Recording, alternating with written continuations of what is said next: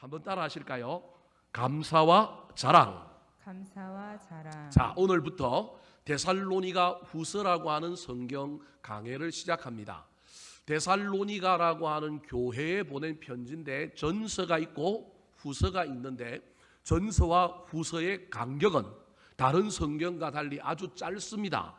다른 성경들은 전서와 후서의 이 간격이 2년, 3년, 4년, 5년, 어떤 편지는 제가 보기엔 10년 넘는 간격도 있는데 데살로니가 전서와 후서는 간격이 약 1년 정도밖에 되지 않는 간격입니다. 그 말은 이 편지를 보내고 있는 이 상황이 또 편지를 받고 있는 이 데살로니가 교회의 교인들의 신앙적인 문제와 상황이 전서와 동일하다라고 하는 것을 기억하시면 됩니다. 좀 더 다르게 얘기하면 데살로니가 전서에 있었던 데살로니가 교회에 베드로 사도가 바울 사도가 편지를 보냈던 것은 어린 교회인데 설립된 지 얼마 안 된 교회, 5개월 정도밖에 안 된 교회인데 너무 예수를 잘 믿어서 그 믿음이 나중에 꺾일까 봐 성장하고 성숙되게 하려고 편지를 첫 번째 전서를 썼고요. 또 다른 하나는 그럼에도 불구하고 로마 황제의 핍박이 시작됐는데 그 핍박을 견디고 이기라고 두 번째 이 편지를 쓴 이유가 들어있고요. 그것보다도 좀 더 중요한 편지를 쓰는 전서의 목적은 뭐였느냐 하면 핍박을 견디고 예수를 잘 믿고 막 처음에 예수를 잘 믿고 신앙심이 뛰어나다 보니까 이 로마 황제의 핍박 가운데 예수 그리스도가 곧 오신다라고 하는 그 말씀에 의지하여 종말을 기다리는 거예요. 종말을 기다리는 신앙은 잘못된 신앙은 아닌데 하나의 역기능이 나타났는데 처음 예수를 믿었고 너무 뜨겁게 믿었고 예수를 잘 믿고 있고 그래서 신앙이 성장하고 있는 상태에서 이들이 핍박 가운데 있다 보니 그 핍박을 어떻게 견디느냐 하면 주님이 곧 오신다. 현실을 무시하고 초월에만 너무 가 있어서 초월적인 신앙, 그래서 일상의 삶을 포기하고 맨날 교회에 모여가지고만 예배만 드리고 있고 현실의 삶, 애들이 죽든지 말든지 뭐 일이 되든지 말든지 이거하고는 상관없이 우리 주님 꼭 오실 텐데 그거 무슨 상관이 있느냐 그러면서 잘못된 종말론에 빠져 있는 모습을 보고 이 바울 사도가 데살로니가 교회 교인들을 향하여 너희들이 세워진 지 얼마 안 되는 교회지만 신앙생활을 너무 멋지게 해서 참 고맙다 칭찬하고 그 믿음을 이어가라. 핍박이 와도 그 핍박을 이겨라.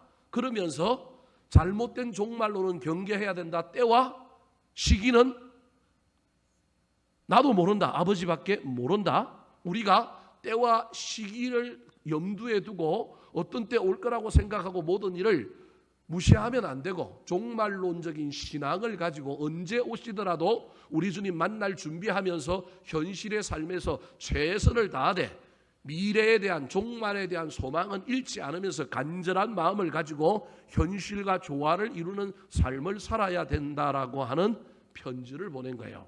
문제는 이 편지가 데살로니가 교회 교인들에게 전달되어 읽혀지고 이들이 이 사도 바울의 편지를 받았지만 이 교회 안에 또 다른 잘못된 종말주의를 숭상하는 사람들이 여전히 있는 거예요. 그래서 이들이 사도 바울의 편지를 다시금 무시하고 틀렸다, 잘못됐다라고 이야기하면서 자신들이 가지고 있었던 잘못된 종말론을 더 퍼뜨리는 문제. 그래서 데살로니가 후서는 좀 더 어디에 포커스를 맞추고 있느냐 하면 전서는 세 가지 주제, 즉 예수를 처음 믿어서 열심히 믿고 있는 그들의 신앙의 성장, 지금 하던 대로 열심히 하라는 거예요. 또 다른 하나는 핍박을 이기라는 거예요. 전서는 또 다른 세 번째는 잘못된 종말론에서 벗어나라고 하는 이야기가 담겨 있다고 한다면 이 데살로니가 후서는 세 번째 주제를 좀 더 강조하여 포커스에 맞추어서 잘못된 종말에 빠지면 안 된다라고 하는 이야기로 시작하고 있는 것입니다. 오늘 본문에 이 편지를 쓰면서 두 번째 편지를 쓰면서 사도 바울이 인사말을 하고 있는 것이 1절과 2절인데 이 인사말에 좀 독특한 표현 하나가 들어 있습니다. 먼저 1절 말씀을 같이 한번 읽어볼까요? 자, 1절입니다. 시작. 바울과 실로아노와 디모데는 하나님 우리 아버지와 주 예수 그리스도 안에 있는 데살로니가인의 교회에 편지하노니. 사도 바울이 쓴 편지에는 대부분 저렇게 인사합니다. 자기와 누구누구와 함께 내가 어떻게 부르심을 받았고 내가 사도된 내가 너희들에게 뭐한다? 편지한다 이렇게 이야기하는 것으로 시작을 하는데, 다른 편지와 달리 저기에 데살로니가 후서에만 독특하게 등장하고 있는 단어 하나가 있는데, 그게 뭐냐 하면 하나님을 지칭하면서 뭐라고 지칭하느냐 하면 우리 하나님이라고 하는 말을 굳이 이 데살로니가 후서에는 집어넣고 있습니다. 그게 무슨 말이냐 하면 사도 바울이 데살로니가 교회 교인들을 너무 사랑하여 동질감, 유대감, 가족적인 유대감 속에서 이제 너희와 나는 하나님의 한 자녀다, 우리는 하나님을 한 아버지로 모시고 있는 형제나 다름이 없다라고 하는 유대감을 표현함으로 말미암아 사도 바울이 이들을 엄청나게 사랑하고 있고 염려하고 있다라는 것을 표현하기 위하여 이제 너희들과 나는 하나님을 한 아버지로 모신 형제가 되었다. 그래서 우리 아버지라고 하는 표현을 쓰고 있습니다. 뿐만 아니라 주 예수 그리스도 안에 있는 너희들은 어떤 지역, 데살로니가라고 하는 도시 안에도 있지만, 지역적으로는 도시 안에 있지만 영적으로는 너희들은 누구 안에 있는 사람이냐면 예수 그리스도 안에 있는 사람임을 절대 잊어버리면 안 된다. 저와 여러분이 세상 속에 살고 있지만 우리가 예수 안에 있는 사람임을 잊어버리면 안 된다라는 거예요. 저 말은 잘못된 종말론에 넘어가지 말고 핍박에 지지 말라고 하는 것을 이야기하고 싶어서 저렇게 표현하고 있는 거예요. 그래서 1절에 나오는 두 단어 우리와 아내라고 하는 이 단어 속에 사도 바울이 데살로니가 교회 교인들을 얼마나 사랑하는지, 그리고 그들이 끝까지 이 신앙의 여정에서, 이 신앙의 영적인 싸움에서 지지 않고 이단에도 넘어가지 말고 잘못된 종말에도 넘어가지 말고 핍박에도 지지 말고 지금 예수를 뜨겁게 믿고 있는 이 신앙의 열정과 열심이 변함없이 쭉 성장하고 성숙하기를 원하고 있는 겁니다. 이러한 사도 바울의 소원을 이루기 위해서는 무엇이 필요하냐 하면 두 가지가 필요한데, 그것이 바로 2절입니다. 자, 2절 말씀 같이 한번 읽어볼까요? 시작. 하나님 아버지와 주 예수 그리스도로부터 은혜와 평강이 너희에게 있을지어다. 자, 신앙을 계속해서 성장시키고 핍박도 이기고 잘못된 종말론에도 넘어가지 않아서 예수 그리스도 안에 있는 건 너희들의 힘만으로는 안 돼.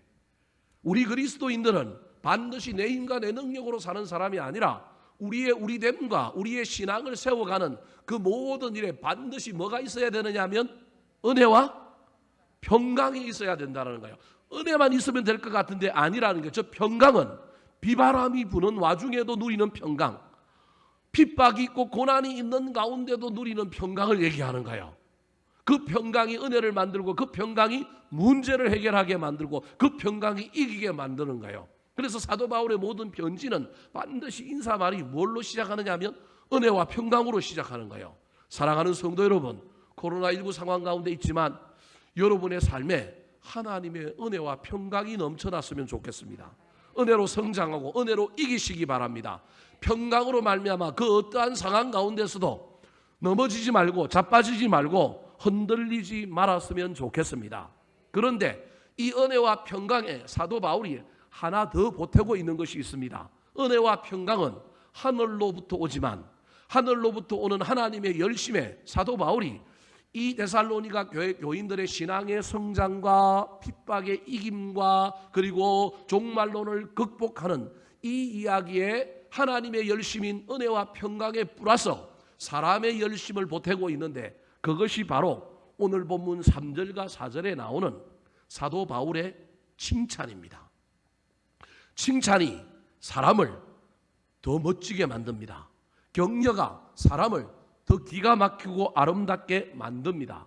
오늘 본문 3절 4절은 인사말을 끝내고 난 다음에 이제 종말론의 문제를 가지고 본격적으로 종말론에 넘어가면 안 된다라는 이야기를 하기 전에 먼저 그들을 뭐하고 있냐면 칭찬하고 격려하는 겁니다. 그 칭찬과 격려의 이야기에 두 가지 감사와 한 가지 자랑이 나오는데, 그래서 오늘 설교 제목이 뭐냐면 자랑과 감사와 자랑인 거예요. 사도 바울이 3절과 4절에서 데살로니가 교회 교인들을 향하여 내가 너희들 때문에 하나님께 감사한다. 두 가지 감사. 그리고 내가 너희들을 하나님께만 감사할 뿐만 아니라 사람들과 주변에 있는 교회 교인들에게, 주변에 있는 다른 교회에 뭐 한다고요? 자랑한다는 거예요. 위로 하나님께는 감사하고 옆으로 사람들에게는 자랑할 수 있는 교인들이 너희다. 그러니 너희들은 쉬지 말아라. 너희들은 멈추지 말아라. 잘못된 종말론에 넘어가지도 말고 로마 황제의 핍박에도 지지 말고 계속하여 신앙의 전진, 신앙의 성숙을 이루며 나아가라. 그렇게 말하고 있는 것입니다. 어쩌면 이 사도 바울의 이 이야기는 오늘을 살아가는 저와 여러분, 우리 덕양중앙교회에도 하고 있는 이야기인지도 모릅니다.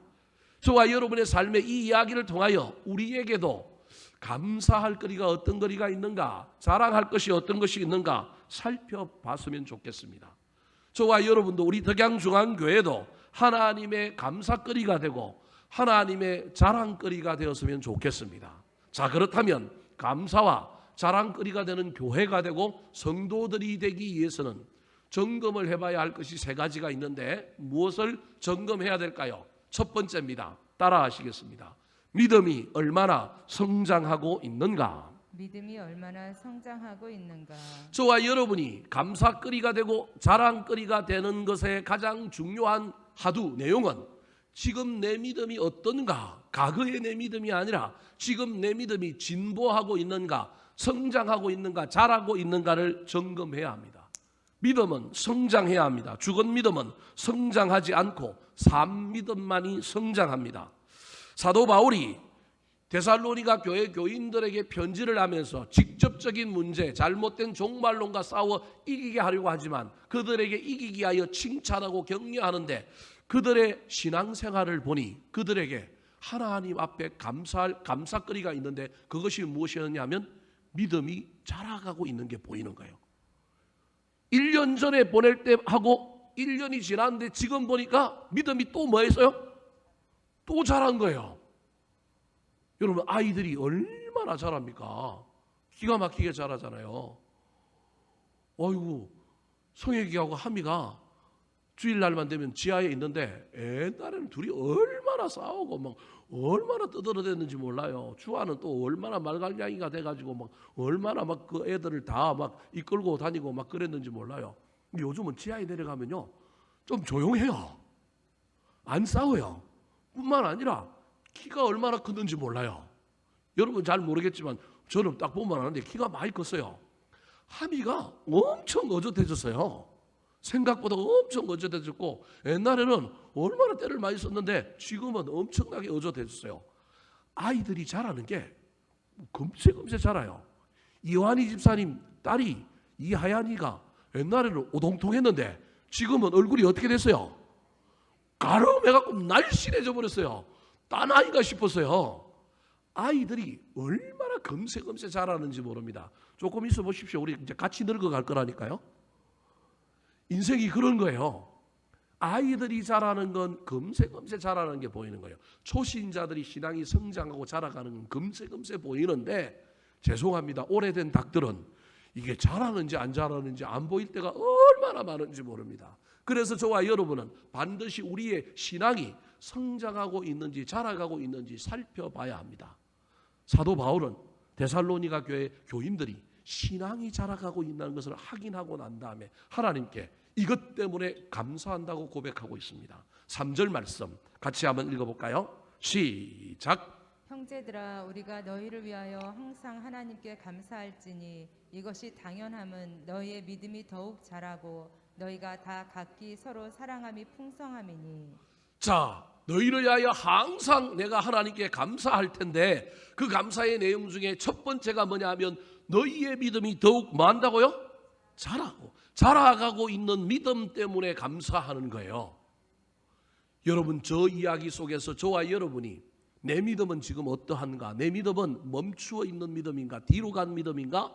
지금 현재 자라가고 있는 믿음인가 살펴봐야 합니다. 사람은 모릅니다. 딴 사람은 모릅니다. 그런데 누구는 알아요? 자기 자신은 분명히 압니다. 이걸 못 느끼면 여러분 큰일 납니다. 분명히 내 믿음의 상태가 지금 어떻게 되어 있는가는 누가 제일 잘 아느냐 하면 자기 자신이 잘 압니다. 유명한 발레리나 강수진이라고 하는 발레리나가 그런 얘기 했잖아요. 자기가 실력이 어떠한지는 누가 제일 먼저 아느냐 하면 누가 안다고요? 자기가 제일 먼저 알지만 제일 먼저는 누가 아느냐 하면 간중이 안돼요. 자기 공연을 보고 온 간중이 저게 좀 이상하다, 뭐가 좀 빠졌다 하는 걸 누가 아느냐 하면 간중이 안다라는 거예요. 그 다음에 간중 말고 자기를 지도하고 가르치는 무대 감독이 안다라는 거예요. 간중도 알고 감독도 하지만 제일 먼저 아는 게 누구라고요? 내가 아는 거예요.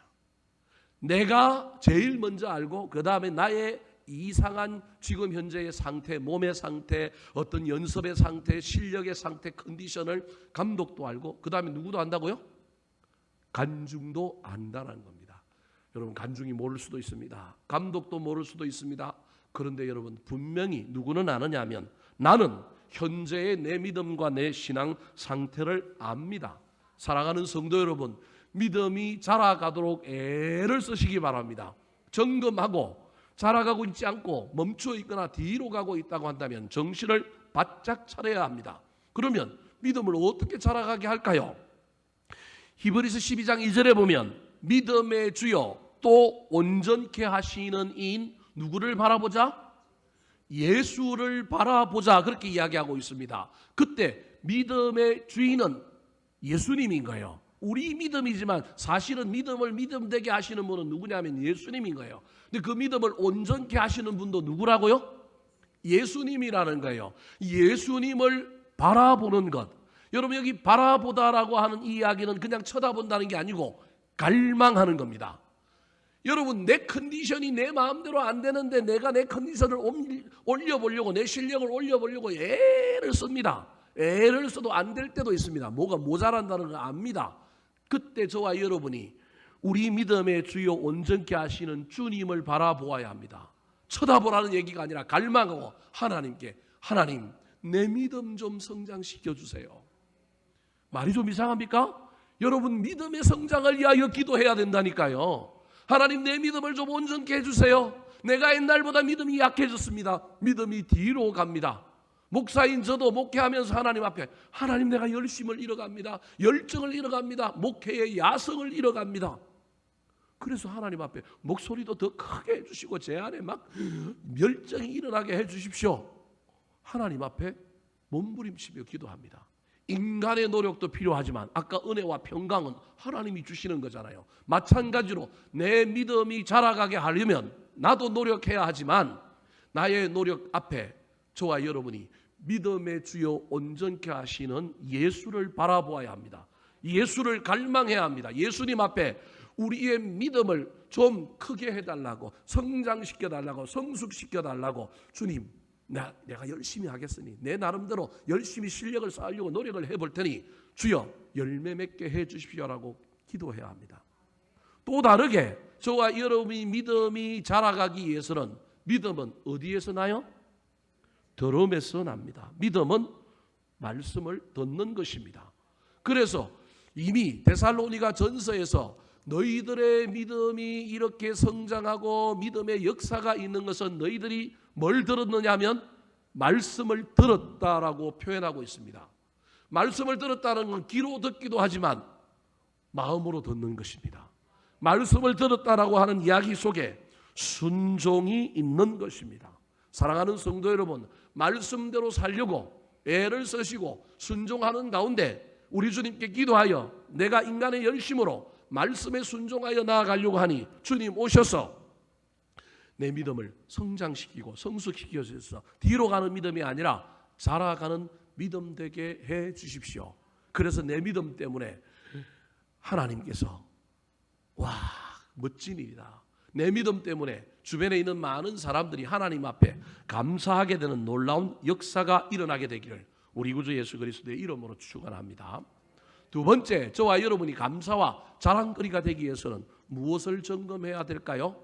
따라 하시겠습니다. 사랑이 얼마나 풍성해졌는가. 사랑이 얼마나 풍성해졌는가. 자, 사도 바울은 데살로니가 교회에 두 번째 편지를 쓰면서 그들의 믿음이 자라가고 있는 것, 옛날에도 믿음이 좋았지만 지금 자라가고 있는 것뿐만 아니라 또 무엇 때문에 하나님 앞에 감사했느냐 하면 사랑이 풍성해져 가고 있다라는 것을 발견하고 감사했습니다. 2절 말씀 다시 한번 읽어볼까요? 시작. 형제들아 우리가 너희를 위하여 항상 하나님께 감사할지니 이것이 당연함은 너희의 믿음이 더욱 자라고 너희가 다 각기 서로 사랑함이 풍성함이니. 사도 바울의 감사의 두 가지 이유, 데살로니가 교회 교인들을 바라보면서 감사하고 있는 두 가지 이유는 딴 게 아닙니다. 잘생겼기 때문에 뭐 그런 게 아니고요. 믿음과 뭐예요? 사랑이에요.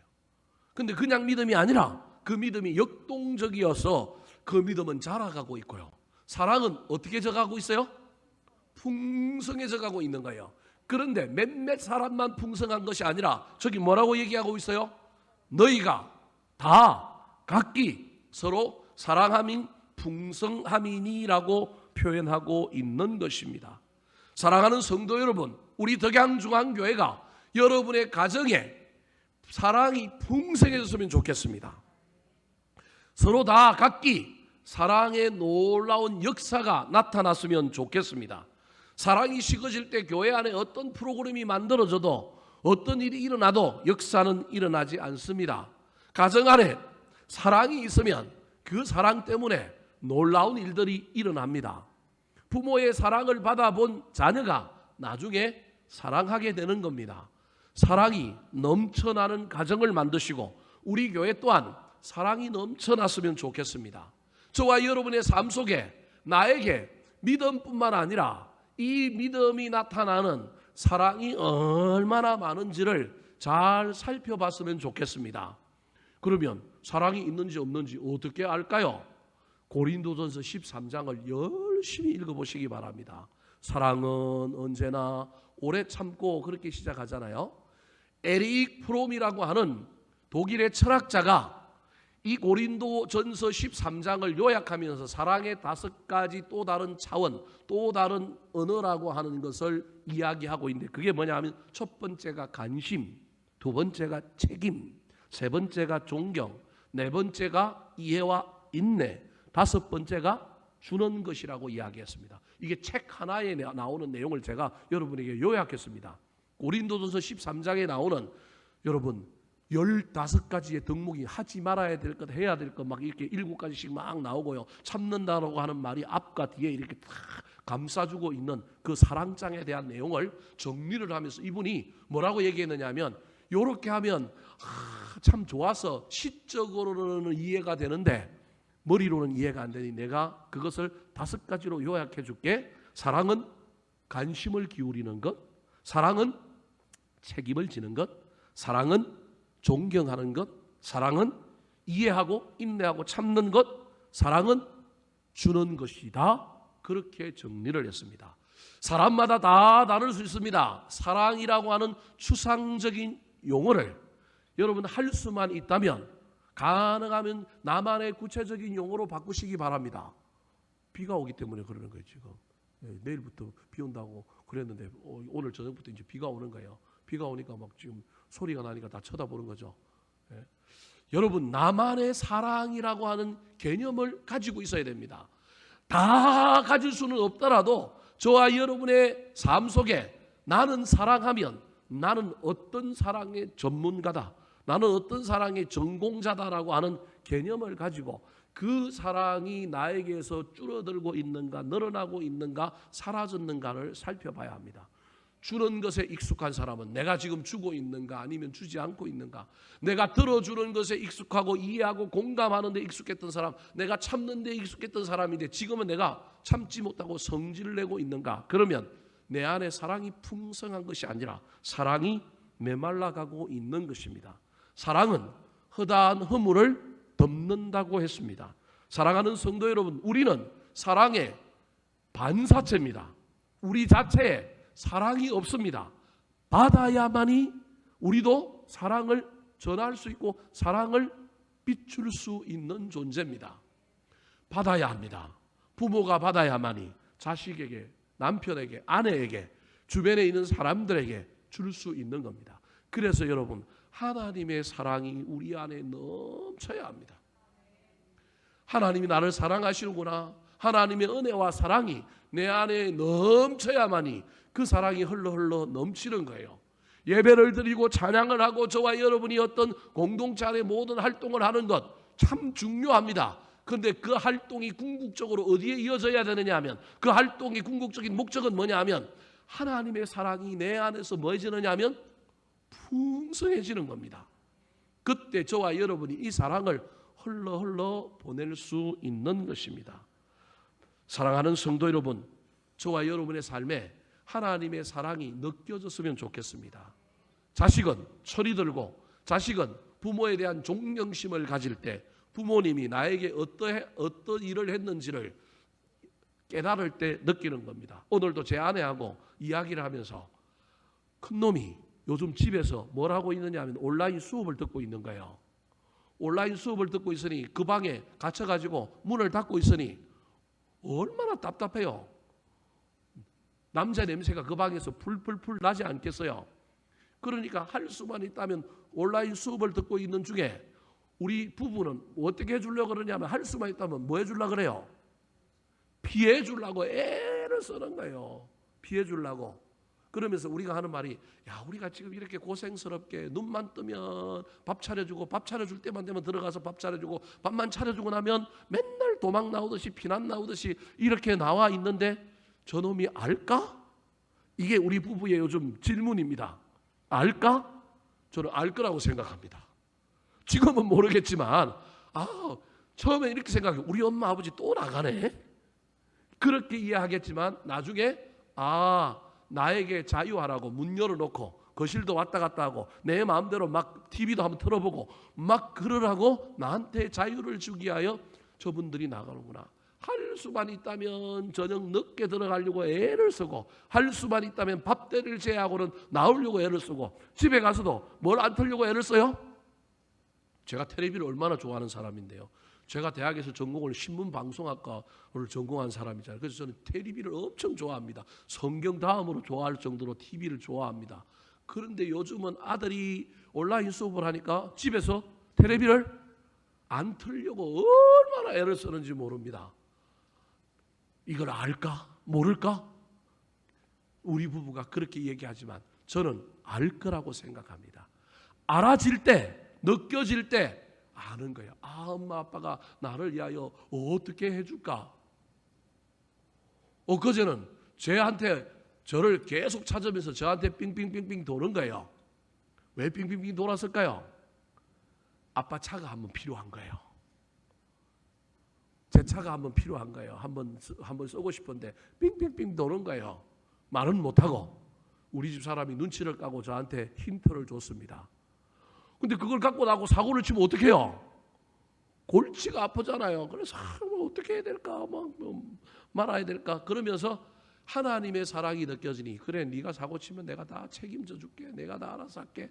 그 마음으로 필요하면 빌려줘야 되겠다. 여러분, 부자 강래도 안 빌려주는 게 몇 가지가 있는데, 제가 아는 어떤 아버지는 아들한테 절대 뭘 안 빌려주더라고요? 차를 안 빌려주더라니까요. 그래서 나는 그런 아빠 되면 안 되겠다 싶어서 빌려주기로 결단했습니다. 다음 주 화요일 날 아들이 제 차를 빌려가는 날입니다. 여러분 기도 많이 해주세요. 사고 안 나도록 기도 많이 해주시기 바랍니다. 여러분, 제가 지금 무슨 얘기를 하려고 하느냐 하면, 여러분 끊임없이 저와 여러분의 삶 속에 우리가 부모님의 사랑을 깨달을 때 철이 드는 거예요. 물론 뒤늦게 철이 들기도 하지만 깨달으면, 알게 되면 성숙해지고, 알게 되면 그 사랑을 베풀어 주는 거예요. 제가 아직도 젊고요. 제가 아직도 사랑에 미숙한 존재이지만 부모님들에게 받은 사랑이 자꾸 아들을 키워보고 자식들을 키워보니 생각이 나는 거예요. 뒤늦게 내가 그래도 사랑을 받았구나. 참 가난한 집에 태어나서 받은 것이 없지만, 물질적으로는 못 받았지만 정서적으로는 참 많이 받았구나. 어떤 친구는 제가 학교 다닐 때 재벌집 아들이었는데 얘는 물질은 얼마나 많은지 모르는데 정서적으로 받은 게 하나도 없는 거예요. 얘는 막 온통 상처투성인 거예요. 걔랑 이야기해보면 막 집안이 전쟁터고 거기는 막 전부 약육강식인 거예요. 형이 하나 있는데 형에게 온통 밀려가지고 막 그런 삶을 사는 거예요. 대학을 왔는데 형은 서울대를 갔고 걔는 서울대를 못 가가지고 제가 다니는 대학에 왔는데 막 얘는 막 상처투성인 거예요. 객관적으로는 뭐 얼마나 잘 살고 얼마나 괜찮은지 모릅니다. 그래서 제가 걔랑 엄청나게 친하게 지내면서 걔를 데리고 바깥에 가서 지내고 또는 텐트 치고 이야기하고 막 이러면서 걔는 한 번도 텐트에 자본 적이 없는 거예요. 한 번도 바깥에서 자본 적이, 대학교 들어올 때까지 자본 적이 없는 애예요. 라면을 한 번도 먹어본 적이 없는 거예요. 제가 속으로 이런 제기랄 그랬어요. 아니 왜 라면을 못 먹어본 애가 어디 있어요? 라면을 안 준 거예요. 그럴 정도로 철저하게 식단을 관리한 거예요. 제가 라면을 끓여줬더니만 그 라면을 먹고 얼마나 세상에 이런 좋은 음식이 있냐고. 자기 집에 가면 이걸 못 먹는데 너 만나서 실컷 먹는다고 고맙다고. 그러면서 이야기를 해보니 얘는 집안에서 막 공부하는 것에 대한 모든 비용을 다 지원받았고 물질은 지원받았지만 부모에게 정서적으로 애착관계와 부모에게 받은 사랑이 하나도 없는 거예요. 그래서 얘가 사랑하는 법을 모르는 거예요. 남을 어떻게 대하는지를, 남을 어떻게 정서적으로 잘 대해야 되는지를 모르는 거예요. 맨날 부부끼리도 재산 문제 때문에 싸우는 문제를 보고 이쪽 가문과 이쪽 가문이 정략적으로 결혼하다 보니까 양가에서 서로 결혼했음에도 불구하고 여전히 아내 쪽의 집안 사람들은 어떻게 하면 이 집 재산을 합병해서 자기 집안으로 재벌로 갖고 갈까? 뭐 이 문제가 여전히 부부인데도 있는 거예요. 이걸 아들이 보고 자라놓으니까 뭐 엄청난 상처가 있는 거예요. 여러분, 그러므로 저와 여러분은 하나님의 사랑을 깊이 경험하고 부모님의 사랑을 깊이 경험하여 그 사랑을 흘려보내줘야 됩니다. 혹시 부모로부터 다른 사람들로부터 사랑을 받아본 적이 없어서 사랑에 서툰 사람이 있습니까? 내 안에 사랑이 만들어지지 않고 그 사랑이 흘러가지 못하는 사람들이 있습니까? 신앙생활 가운데 하나님의 사랑을 깊이 한번 경험해 봤으면 좋겠습니다. 하나님의 사랑을 깊이 경험해 봐서 부모가 일찍 돌아가시고 부모로부터 사랑을 받지 못하고 부모로부터 정서적이고 인격적인 걸 또는 좋은 친구들을 만남으로부터 그 친구들을 통하여 내가 어떤 좋은 것들을 배우지 못하고 받지 못하여 서툰 상태로 살아가고 있다면 여러분 복음 안에서 성령의 역사 가운데 우리 하나님의 사랑을 한번 받아보고 배워보시기 바랍니다. 여러분 놀라운 일들이 일어나게 될 것입니다. 그것이 내 성격을 바꾸고 내 거친 형상들을 바꾸고 내가 변화하여 흘려 보내는 이 일들이 가문의 색깔을 바꿀 겁니다. 가문의 가정의 분위기를 바꿀 것입니다. 내 안에 사랑이 풍성해서 그 사랑이 자식들에게, 자녀들에게, 배우자에게 또 다른 주변의 사람들에게 흘러가고 있는지 잘 살펴보시고 할 수만 있다면 흘려보내시기 바랍니다. 있어야 흘려보낼 수 없습니다. 없는데 어떻게 흘려보냅니까? 있어야 흘려보냅니다. 그러면 받아야 됩니다. 좋은 사람들로부터 받으시기 바랍니다. 사람으로부터 못 받으면 여러분 하나님께로부터 받아야 합니다. 그래서 하나님 앞에 사랑과 은혜 받기를 사모하며 나아가야 합니다. 복도 받아야 하고 문제도 해결돼야 되지만 우리 하나님께서 나의 육신의 아버지 못지않게 영혼의 아버지가 되어 내 마음을 만져주고 나에게 놀라운 것들을 채워줌으로 말미암아 그것이 내 안에서 내 정서를 순화시키고 내 인격을 바꾸고 내 삶을 바꾸는 놀라운 일들이 일어나서 그것이 자식들에게 또 주변 사람들에게 흘러가는 것을 경험하는 저와 여러분 되기를 예수님의 이름으로 축원합니다. 마지막으로 사도 바울이 데살로니가 교회 교인들을 향하여 두 가지 감사와 한 가지 자랑, 감사는 하나님께 했고 자랑은 사람들과 주변 교인들에게 했는데 그 자랑이 무엇일까요? 따라 하시겠습니다. 얼마나 잘 참으면서 살아왔는가. 얼마나 잘 참으면서 살아왔는가. 바울이 데살로니가 교회 교인들에게 보낸 이 편지를 통하여 저와 여러분이 오늘 현실의 시점에서 우리도 감사거리가 되고 자랑거리가 되기 위해서 점검해야 될 것 세 가지가 하나는 믿음이요 또 다른 하나는 사랑이라고 한다면 세 번째는 얼마나 참으면서 살아왔는지를 점검해 봐야 합니다. 4절 말씀 같이 한번 읽어볼까요? 4절 시작. 그러므로 너희가 견디고 있는 모든 박해와 환난 중에서 너희 인내와 믿음으로 말미암아 하나님의 여러 교회에서 우리가 친히 자랑하노라. 하나님의 여러 교회에서 우리가 친히 뭐하노라? 자랑하노라.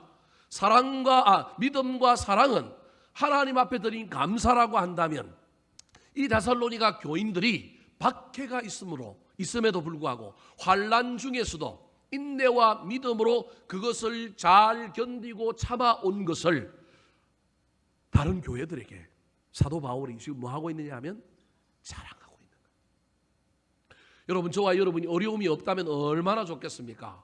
그런데 우리가 잘 먹고 잘 살고 평안하고 문제 어려움 없이 세상을 사는 것도 중요하지만 우리는 누군가에게 고난을 극복한 사람들의 모델이 되었으면 좋겠습니다. 어려움을 뒤집어 엎은 역전의 주인공들이 되었으면 좋겠습니다. 저는 제 삶이 가난한 것에서부터 시작했기 때문에 우리 자녀들이 저를 통하여 이런 거 배웠으면 좋겠습니다. 없는 가운데서도 뭘 해낼 수 있구나. 한 번은 큰아들이 군대에 제대하고 나서 자기 친구들은 전문대학을 졸업하고 막 지금 사회에 나가서 돈을 버는데, 돈을 벌고 막 얘네들이 막 한 번씩 밥을 사고 이러는데 자기는 대학생이니까 돈이 없잖아요. 초라하잖아요. 그러니까 얘가 심각한 딜레마에 빠진 거예요. 자기는 아무것도 없다라는 거예요. 그래서 저는 그 어려운 마음이 있는 줄도 모르고 이제 복학해야 되니까 너 앞으로 뭐 할래? 어떻게 살래라고 제가 조금 좀 강한 어조로 얘기를 했던 모양이에요. 얘 마음이 그냥 무너져 버렸던 모양이에요. 울면서 자기 친구들 이야기하면서 자기는 지금 아무것도 없는데 너무너무 막 힘들고 비교하면 뭐 이러고 학교를 때려치워야 될까? 어떻게 해야 될까? 막 이런 생각을 가지고 있는 거예요. 잠시 잠깐 잘못된 생각을 하는 거죠. 친구들하고 비교하니까 뭐 전문대학 나오고 고등학교 나오고 지금 막 삶의 현장에 들어가고 막 일해갖고 돈 버는데 그 돈을 가지고 자랑하는 친구들 보니까 자기는 앞으로 돈 벌 일도 없고 앞으로 공부를 해야 되는데 공부했다고 대학 나온다고 어떻게 될지도 알 수도 없고 뭐 그러니까 막 정신이 혼미한 거예요.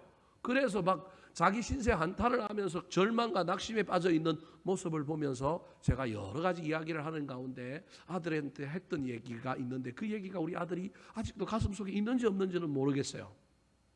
제가 한 얘기의 골자는 여러 가지가 있지만 그 중에 하나가 넌 아빠를 보고 배웠으면 좋겠다. 엄마 아빠는 아무것도 없는 상태에서 시작을 했다. 그런데 하나님 믿고 하나님을 신뢰하는 가운데 우리 인생 가운데 하나님께서 우리를 역전시켜 주시고 반전시켜 주시는 일들이 있다. 내 인생 아직 끝나서 어떻게 될는지는 모르겠지만 지금 현재 내 인생은 역전되고 반전된 인생이다. 소망을 가졌으면 좋겠다. 잘 참고 인내하면서 갔으면 좋겠다. 내 인생을 통하여 네가 배워야 될 것은 힘들고 어려워도 무너져도 이기고 솟아나고 도전하고 다시금 새로운 일들의 역전과 반전을 일으키는 것을 할 수 있다는 사실을 배우고 살았으면 좋겠다. 그러면서 뭐 제가 교회 했던 이야기, 뭐 전도사 시절의 이야기, 뭐 이런 이야기들을 쭉 하면서 얘기를 했는데 뭐 얘기가 다 남았는지 안 남았는지는 알 수 없지만 제 소망은 우리 자녀들이 자신에게 주어진 여건과 환경을 한탄하지 않고 그 환경 속에서도 그 환경을 이기고 역전하고 반전시킬 수 있는 자녀들이 되었으면 좋겠습니다. 데살로니가 교회 교인들에게는 핍박이 있었습니다. 환난이 있었습니다. 그럼에도 불구하고 그들은 그것을 환탄하고 원망하고 불평한 것이 아니라 그걸 통과하여 이겼던 겁니다. 견디고 이겼더니 그것이 얼마나 사도 바울 눈에 기특했던지 사도 바울이 다른 교회 교인들을 향하여 뭐 한다고요? 자랑한다. 저와 여러분의 신앙생활이 자랑거리가 되었으면 좋겠습니다.